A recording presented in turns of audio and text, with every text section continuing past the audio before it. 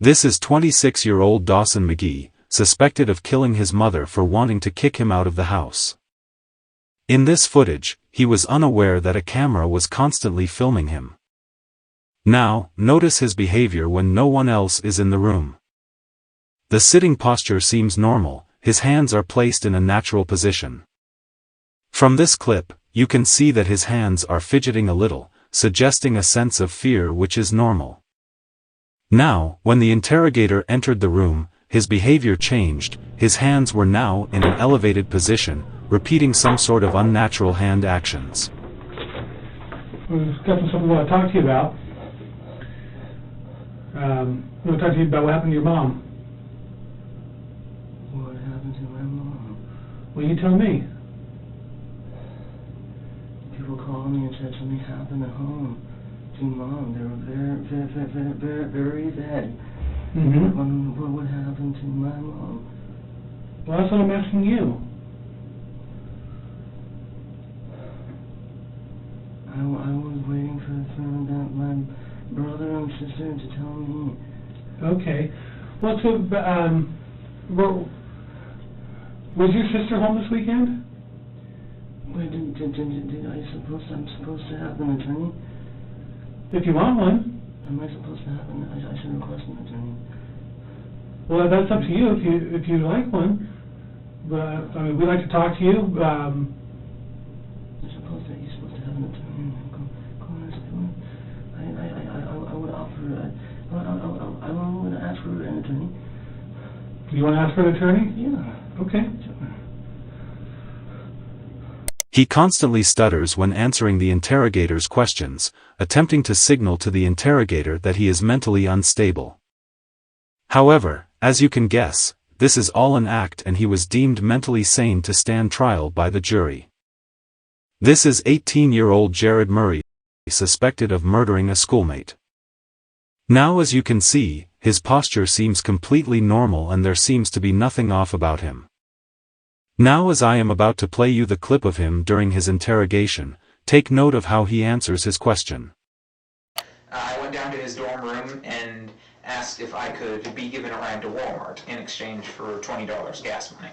So he took you to Walmart? Yes, sir. And did you both go in? No, we did not go in, sir. Okay, and why not? We pulled into the parking lot, then I pulled the weapon on him and demanded that he take me to Asher, Oklahoma, sir. Okay, and why did all of a sudden did you decide that you needed to go to Asher?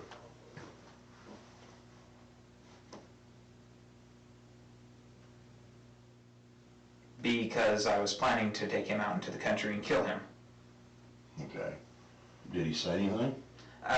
He panicked, went to pull out his phone. I yanked the phone out of his hand, and then he panicked some more, kept telling me not to kill him. To make him feel more comfortable, I unloaded the clip, unloaded the bullet from the chamber, handed them over to him, and that eased his nerves a little. Then I pulled a second clip out of my pocket and set it on my lap. And so you're driving east, and so I guess at some point, did you decide now was the time? Yes, sir. Okay, and what happened?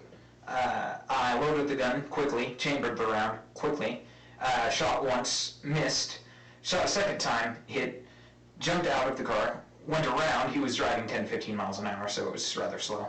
Ran around the hood of the car, and of course it was slow when he wasn't purposefully driving. Tried to pull him out, couldn't get him out until he already had hit the tree. Pulled him out there, dumped him into the, before I dumped him into the ditch, I heard him gurgling. I'm not sure if that was a physiological or physical process after death, but I thought that he might have still lived through that somehow, because he was gurgling, so I shot him again and then shoved him down in the ditch. His answers seem relatively coherent. He displays virtually no emotion despite taking someone's life. Did you get back on the highway? Yes, sir. And which way did you go? North, sir. And what were your intentions? You were walking north. Canada, sir. You was going to Canada? Yes, sir. Okay. He states that his plan was to escape into Canada, but he had nothing to escape with, not even a passport. I had tried hitchhiking most of the way because the only way this was going to work, factoring in my belief that y'all found the crime scene, is if someone were to give me a ride there and then. And then whenever your patrol car was pulling up behind me, I didn't know it was a patrol car. I stuck my thumb out and you was there for the rest. Jerry, I want to ask you just point blank, because, I mean, you sat here and confessed to Pretty much everything. in my mind, and I think you might agree with me, just cold-bloodedly killed a young man tonight. Yes, sir. Or last night. Have you ever killed anybody else? No, sir. You will now see the detective attempt to establish a motive for the crime. I guess I'm having a hard time understanding what you got out of it. Can you help me? I don't really get anything out of it. Do you feel any remorse? I'm sad that I got caught so quickly. Tell me why I should believe you that there just was going to be one person that was going to suffer from your consequences of killing. You have no reason to believe me, sir. I guess I'm just still having a real hard time understanding why. The detective fails to establish a solid motive for a further 2 minutes. The discussion eventually lands on the victim's long-term girlfriend. You don't think she's going to be upset, heartbroken? I think she will be, sir. How did that make you feel? No different, sir. Okay. I think you've been honest with me. I think you told me just straight up, right out of the book, what happened. Yes, sir. But, you know, you've done a terrible thing tonight. Yes, sir. You killed a young man. Yes, sir. Just for the simple fact of, I guess pretty much this to say for you. Yes, sir.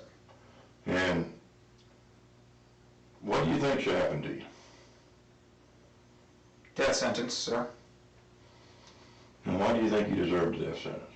An eye for an eye, sir. Do you believe an eye for an eye? Yes, sir. He displays virtually no emotion despite taking someone's life as well as when offering up his own life. This is a huge red flag of someone insane, the absence of emotion. This is another clip of him after his verdict, seemingly unremorseful of his killing. Anything to say for yourself today? No, ma'am. Any reason why you might have done this to this young man? No, ma'am. No reason. No, ma'am. You have nothing to say for yourself. No, ma'am. You want to tell the community anything? No, ma'am. Did you confess to police? Yes, ma'am. Are you proud of what you've done? No, ma'am. Do you have remorse for what you've done? No, ma'am. If you are interested in more true crime stories, check out the Granny Ripper that inspired the game, Granny.